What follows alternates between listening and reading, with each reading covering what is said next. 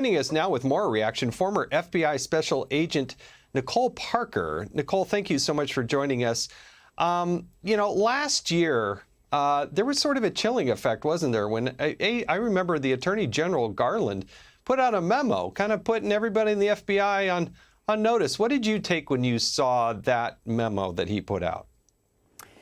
Jason, we all remember this. It was in August of 2022, and we received several emails in one day, which was, kind of different.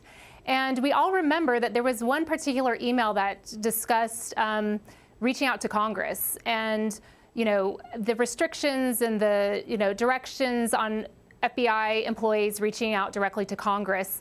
And I think a lot of us were very confused by it. We were wondering, why are we receiving this? But you didn't even want to ask. You didn't even want to go to the legal department to ask what it meant, because then that might imply that maybe you had a question and then it put a target on your back.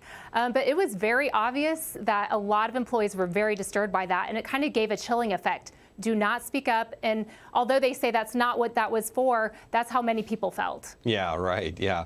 I got to tell you, as somebody who was in Congress and involved in oversight, I got to tell you, it was outrageous that they did that, because I think it was my personal opinion, the number one thing it was supposed to do is intimidate people who were thinking about coming forward, saying, don't you dare, you're going to hate it, it's going to ruin your career.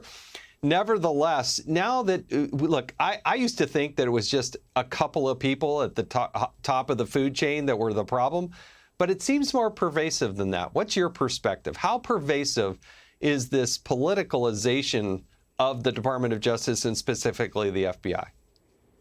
I've always believed that it does start at the top in Washington, D.C. It starts in the top, and it starts with executive management or those on the 7th floor, and it kind of trickles down. And I think that the thing with the FBI is that it used to be more of a criminal agency, and from the difference that post 9/11, it turned into kind of more of an intel agency, and there's a big drive for intelligence, and that seems to be the side of the house that tends to have a lot of the issues and concerns.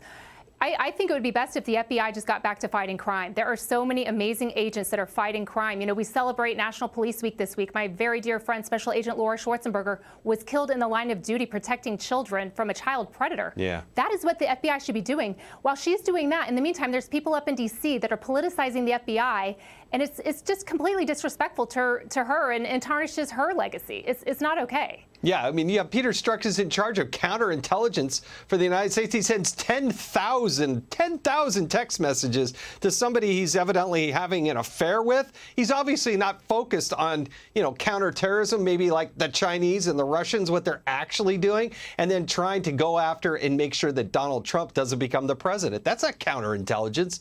That is counter to what he should have been doing as a senior person at the FBI. But those are my words. And listen, I do appreciate your service to our country. And thanks for joining us tonight on Hannity. Do appreciate it. Hey, Sean Hannity here. Hey, click here to subscribe to Fox News YouTube page and catch our hottest interviews and most compelling analysis. You will not get it anywhere else.